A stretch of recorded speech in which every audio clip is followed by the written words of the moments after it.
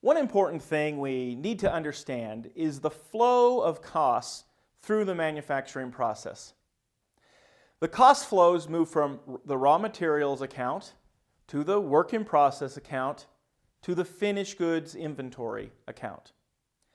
These three inventory accounts are all balance sheet accounts. Once a product is sold, the cost is moved to cost of goods sold account, which is on the income statement.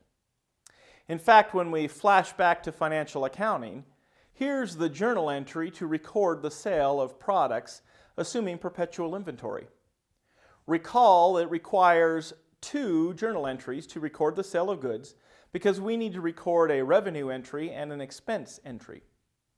The revenue entry is a debit to cash or possibly accounts receivable and a credit to sales revenue.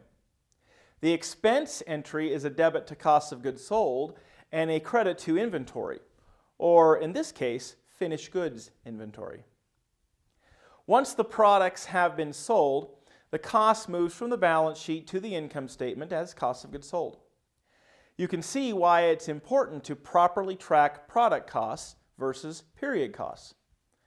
Product costs only end up on the income statement as costs of goods sold, and only in the period in which the products were sold.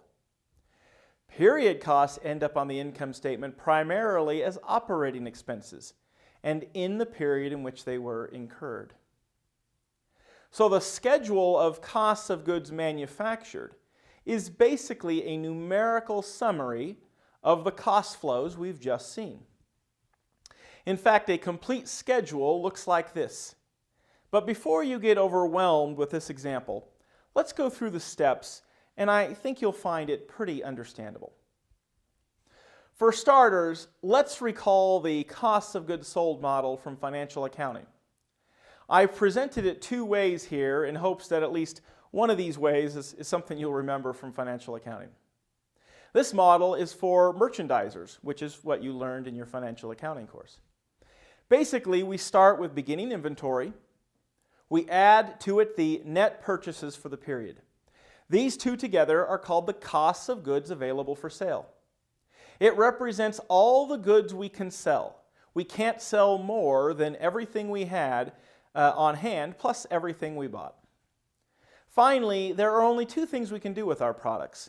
We can sell them, which we call cost of goods sold, or we can have them, still have them at the end of the period, which we call ending inventory. And if we know one of those amounts, we can calculate the other. Manufacturers don't buy goods for resale, though. They make goods. So the concept is the same, but instead of purchases, we will replace that with the cost of goods manufactured. This name is exactly what it represents. It's how much it costs us in materials, labor, and overhead to make our products. So the cost of goods manufactured is a debit to finished goods inventory. But what account is credited? Well, cost of goods manufactured represents the cost of our manufactured and completed products. So it's a credit, it's the credit to move the cost from WIP to FGI.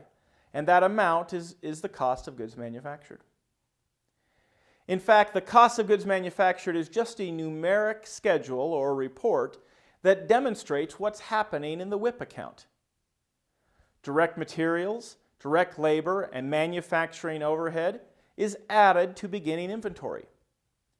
These items together represent everything we can manufacture for the period. There are only two things we can do with our manufacturing costs.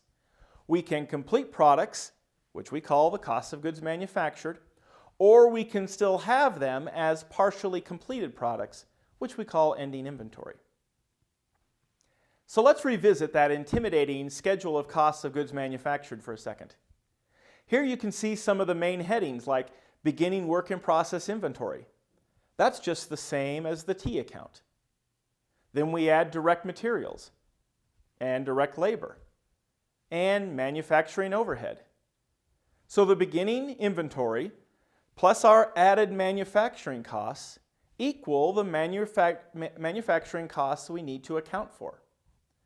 Since there are only two things that can happen to these costs, we can subtract ending inventory to arrive at our costs of goods manufactured.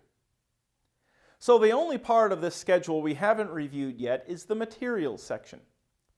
This section is basically the transactions that occurred in our raw material inventory account. And it is how we calculate direct materials if we aren't given that information.